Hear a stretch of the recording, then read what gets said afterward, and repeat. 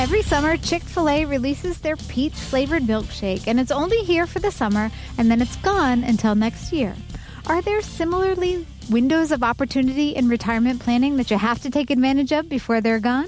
Stay tuned to find out. You're listening to Jacksonville's retirement coach, Adam Wolf. Adam is a certified financial planner, president of Wolf Retirement Navigation. You can learn more at wolfretirement.com. So, Adam, obviously, you're wondering what milkshakes have to do with retirement planning. There is a method to my madness. I bring all these strange and weird facts when we do these shows. But my thought behind it was that there are things that are here for a short while and then they're gone. The peach-flavored milkshake being one of them. But the same can happen in retirement. There's a short window to do some things retirement-related, and then it's gone. Yeah, this is the time of year I'm training for my big hike in the summer, and the peach milkshakes are not on my list. But fair. As soon as this big hike's done, the 29029 challenge is done, I'll be sipping on probably a strawberry or chocolate. Those are my two favorites. Fair. When it comes to milkshakes. So once we get past the milkshake explanation, there's things that we have to be concerned about as we age. It's not the health-related stuff. It's the IRS-related stuff. And there's the timing of different, contributions or deadlines or benefits or things that we have to have, awareness about or potentially miss opportunities or make costly mistakes. So a couple of those, one will start youngest to oldest is, once you hit age 50, the IRS allows catch-up contributions to your plan. So whether it's an IRA or a 401k, if it's an IRA, it's an additional $1,100 a year. And if it's a 401k, it really depends on how old you are, but the standard catch-up is $8,000 a year. Once you hit age 60 to 63, it's $11,250. So just know that those things are out there that you can then sort of supersize in your retirement savings, but you had to take advantage of those windows of opportunity because every year to make those contributions to the IRAs or Roth IRAs, you can do that before April 15th of the following year. So they give you, a few more months after the year end to make those contributions, which is something to take into account depending on your cash flow, depending on your overall savings goals and your overall savings plan for that 50 plus contribution catch up. And that could be significant, just doing some quick math. I mean, if you're doing $8,000 a year, taking advantage of it for the full 10 years, that's $80K plus an additional $33K. If you max it out both, you're over $100,000 that you can do as a catch-up contribution just in that time period. Yeah, and it's just not that, the contributions are great because you're compounding over time and then you have the compounding of the growth during that time too, which is really, really cool. And then, being a Roth IRA, being tax-free, or a Roth 401k contribution being tax-free. Coming close second is the tax-deferred IRA or a tax-deferred 401k contribution. So that's a big deal there. And then age 55, that's that next year. So if you try to get your money out of an employer plan or an IRA, like a 401k, a 403b, a TSP, or an IRA prior to age 59 and a half, the IRS charges you a 10% penalty to pull that money out if you don't meet certain eligibility requirements or certain exclusions that are in there. If you're taking it out of a 401k or an IRA tax deferred, you still got to pay taxes on that income, but there's no penalty if you meet some of the exclusions. And there's one that a lot of folks don't know about is if you turn 55 or older and you are severed from service from your employer, then they allow you to do it. You have to do it the right way. You have to jump through some hoops, but we've done it for multiple of our clients to start gaining access to your 401k, to your IRA without being subjected to that 10% penalty. Wow. Which people think, hey, you have to keep it into 59 and a half. It's not necessarily the case. And we know how to solve that problem for our clients that we meet. That's huge. You mentioned 59 and a half. I know that's a common number that we hear. That's another one of those windows that it's not necessarily a time period that you can only take advantage of, but you're waiting for that sort of magic number, and that's 59 and a half to avoid those penalties unless you have the aforementioned situation. Sure. And there's other exclusions that are there, and some of them are exclusions for IRAs, some of them are for 401k, so you have to be careful there. But, if you have that question, if something, comes up, definitely give us a call and ask. But age 59 and a half, why in the hell did they pick 59 and a half? I Just have to see no if you idea. were reading the fine print, I think. Oh my gosh. And but it's 59 and a half. And, technically if you don't meet the requirements or an exclusion requirement, then you're going to be subjected to a 10% penalty on top of the amount that you pull out. So if you take a distribution of $10,000, then that's another $1,000 in penalty on top of $10,000 of income that you now have to add to your other income and pay taxes on. So be careful with the 59 and a half, but that's the time of your life. Two things happen there where free and clear of any penalties. Also, if you're in a 401k, most plans, not all, but most, will allow you to pull money out if it makes sense for you and your situation. So you have to be careful to roll over into an IRA of your choice outside of your employer, which is very important because some employer plans are great, but some other ones are not so great and can be costly. And you may have more options outside of your employer 401k. So while you're still working, it's called an in-service withdrawal. And most plans allow it. There are a few that don't. Just be careful with how you do that. Make sure it's done the right way through a rollover to a qualified IRA. Then you still work. You still have your 401k. You still contribute to your 401k. If you have a match, your employer still matches that 401k, but you now have rolled out the balance that you're comfortable with into an IRA to manage how you see fit, or working with somebody like myself in my company, how we start staging the assets for when you retire in investments or annuities that we are comfortable with to stage it for your role in your overall game plan versus the limited options that are in the 401k. So that's really that 59 and a half is a key number. Do you see that is sort of a trigger point for a lot of retirees or those nearing retirees is they hit that 59 and a half, and that's when it starts to feel real, that retirement is no longer something that we just talk about. It's actually on the horizon and we need to start planning accordingly? For many, yes. I think yeah, hitting 60, that's like, whoa, hey, I'm a 6-0. Right. And we need to start thinking about this a little closer. For many people, but for a lot of folks also, it's, hey, Adam, I'm looking to retire as soon as possible. Can it be done at 58? Can it be done at 62? So the sooner you can start to think through that, and Alyssa, it's usually around, between 50 to 55 years old, folks are starting to look at like, hey, how I've saved, I've contributed. What are some more ways I can, fully fund, my retirement to be prepared? I've even had a couple folks, hey, am I saving too much? And that's sort of weird to say that. Wow. But yeah, you might be saving too much based on what your needs are retirement. So why don't we start to enjoy some of this stuff earlier, or retire a little earlier? So I see it all the time where we run the numbers and, hey, they thought that they had to work to 65 or 67.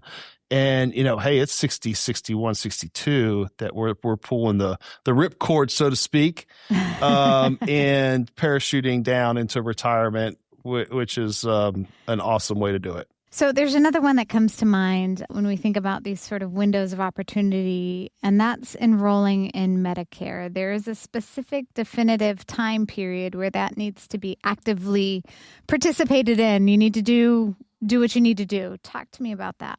Yeah, when you turn 65, you must choose whether to enroll in Medicare Part A and Part B, which Medicare Part A is the hospital insurance portion of Medicare, and then medical insurance is the Part B portion. It's based on if you're still working or not. So most people sign up for the I'll call it the free, even though, hey, you paid into the system all these years and taxpayers pay for it. Right. It's premium free to you.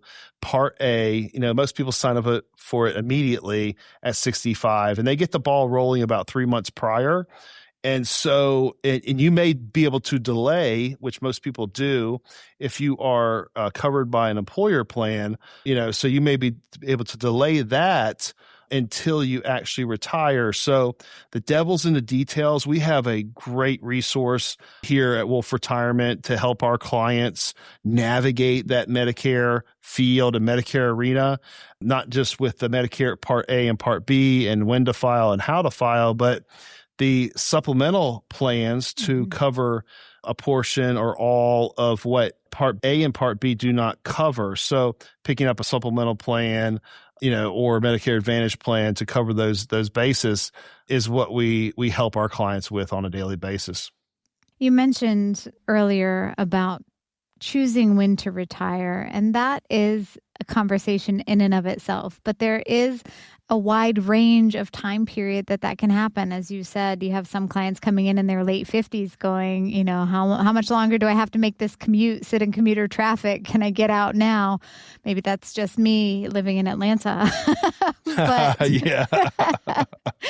But, some people choose for various reasons to delay that. Talk to me a little bit about what that conversation looks like when clients are coming in and having a conversation with you. What are all the factors you're weighing out to decide when to open that window and step through it? Yeah. Sitting down and having us, crunch the numbers, having that conversation is the first step. There's the financial aspect of it, and then there's the mental and the emotional aspect of it. The financial aspect of it, we want to cover. The first question is, do we have enough to retire? And that question also leads to, will we run out of money in retirement? Those are the first two questions that we get answers to. And doing this for the last 27 years, helping people in financial services for the last 27 years, which is crazy just saying that. I used to have a lot more hair back then. I didn't have glasses, so my mom still thought I was cute, so all those good things still had to do with 27 years ago. But nowadays, it's crunching that math. It's doing the math and the calculations and having a plan in place to get you to and from retirement successfully. Now, that's the math part of it. And a lot of times, like I said before, folks have in their mind a certain age. And I can tell you this, by working with hundreds of folks over the period of this time, I've never had anybody complain about retiring too early. And because you can't get that time back. Right. And we're our healthiest and our youngest today versus tomorrow. So anything we can do to buy time, that's a huge, huge endeavor. Now, the flip side is the mindset and the emotions behind it. If you're in a career where your identity is dependent on the career, yeah, it's going to take a little bit more time to make that switch. But hey, that commute in Atlanta, I have clients who commute 10 feet to their office. So they're like, listen, Adam, I'm okay with working another year because my commute's 10 feet. Right. Like my job is, I have a great position and it works out great. And I'm, my health insurance, I want to bridge it to 65 because, hey, I can afford to pay those higher premiums if I retire at 63, but I just don't want to do that. So we crunch the numbers, we make sure that it makes sense financially, and then let the client decide, let them decide. And a lot of it will boil down to, hey, as soon as we can, we do it. But knowing that information, that's powerful. Absolutely. And the Atlanta traffic, I can attest, is no joke. I have a part-time job, and that is sitting on the 85. So it's 20 hours of my week getting to look at all the billboards on the 85. So I remember moving to Jacksonville 21 years ago, and I was working at a company, and there's this lady in there, and she was complaining about the traffic. And I said to her, I'm not going to name her name, but I said, listen, I just moved from the DC metropolitan area where I was commuting from Arlington to Bethesda.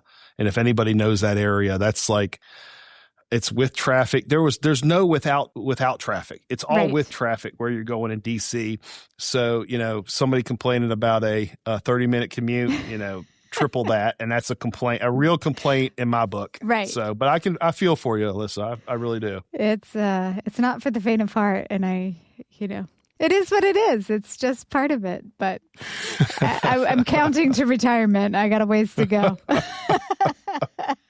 That's right. And that goes right into Social Security decisions too, because, you can take Social Security early at 62, but there's a significant discount between taking it at your full retirement age. And, for most folks, it's age 67, but you can defer it all the way to age 70. So the longer you defer it, the more you're going to have.